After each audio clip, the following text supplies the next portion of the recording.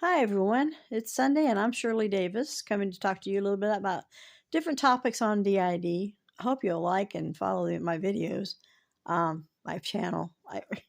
I have some viewers. I have over 300, but I could use more, just for kicks and shits and giggles. Anyway, today I want to talk to you about diagnostic labels. Now, we've touched on this a little bit in the past about how you can become your diagnoses. And part of that problem is the diagnostic tag, the label they put on you. It's stigmatizing, is the word I'm looking for.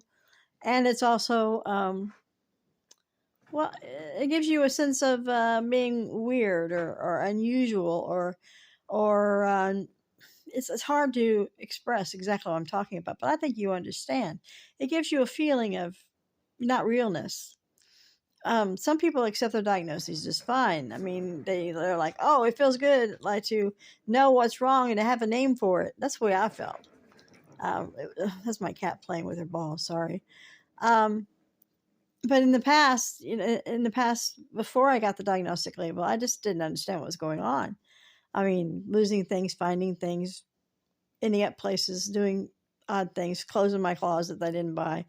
I didn't understand what was going on. And when I received the diagnosis of DID, suddenly it was like, oh, okay. But with the advent of Google, it's easy to go and look yourself up and your diagnosis up and find all the symptoms. And it can make it worse, can't it?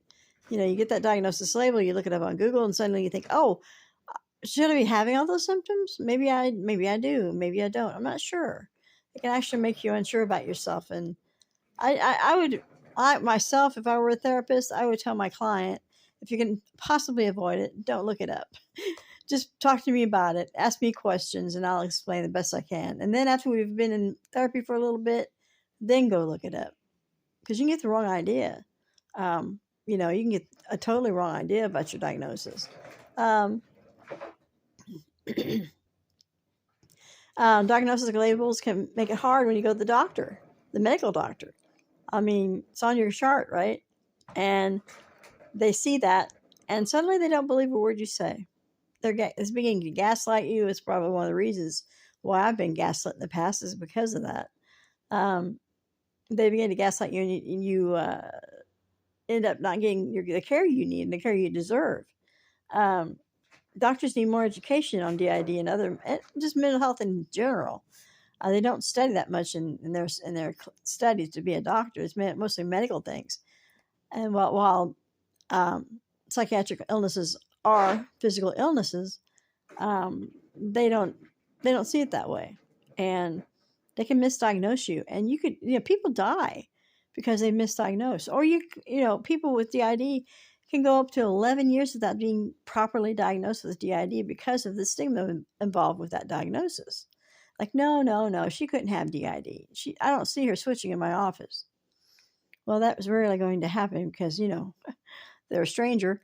And the whole idea of having DID is to hide and to be safe. So I lose track of my thoughts sometimes. But anyway, diagnostic labels, they can be good and they can be bad. They are good that they make the insurance company pay for your care. You have to have a diagnosis code to get Medicare, Medicaid, or any insurance to pay. It has to be lined up with the treatment that you're getting. That way I can see the diagnosis labels, but I think that they are dangerous to me. Obviously, people go to the doctor and they don't get the care they need. You go to the psychiatrist and they don't believe in DID, and suddenly you're not getting the care you need. They're piling on these medications you don't need because they're giving you diagnoses you don't have. Yeah.